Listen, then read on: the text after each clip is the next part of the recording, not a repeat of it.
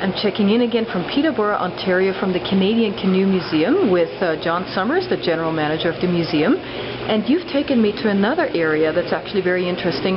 These are sort of the European counterparts to the Canadian canoes and kayaks, right? Not North American. Oh, okay. So we have Fiji, Samoa, West Africa, Lake Titicaca, Southeast Asia. These are all other members of the canoe family, and the whole exhibit's called "What in the World is a Canoe?" What in the world is a canoe? Yeah. In fact, as I said earlier, this form, this long, narrow, more or less double-ended boat that you propel with paddles, extends all over the world. Right. Every culture that used water, canoe.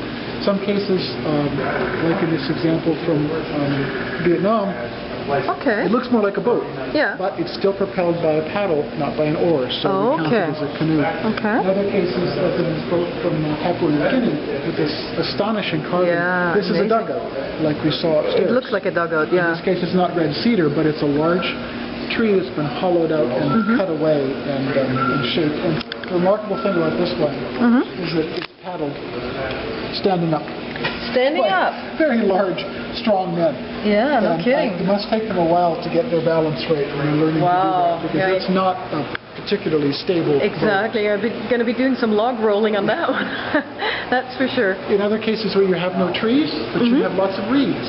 That's interesting. You have a boat that's made of a canoe that's made of bundled reeds. A reed canoe. So these reed canoes would be found in Egypt, Japan, New Zealand, and Easter Island.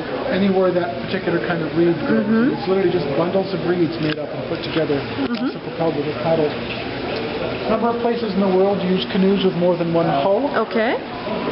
If the two hulls are more or less equal in size, it's a catamaran. Yeah. If you've got one really large, one really small, it's an outrigger. An outrigger, These can be sailed and or paddled. These are typical of the South Pacific, South Seas area. This particular one is from Samoa. From Samoa. Okay.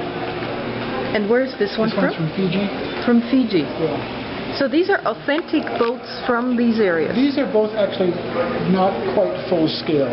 Built in those areas, but just as a representation of what was used. So if you're wondering how people fit in there, the answer is they didn't. Yeah, this one is a little small. Yeah.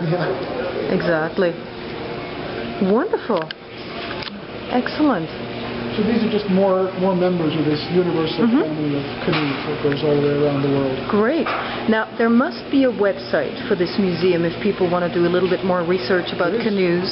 There is, and it's very cleverly at canoemuseum.ca. Okay. You have to remember. Perfect. So very simple. Canoemuseum.ca. Okay. Thank you so much, John. You're welcome. Thanks.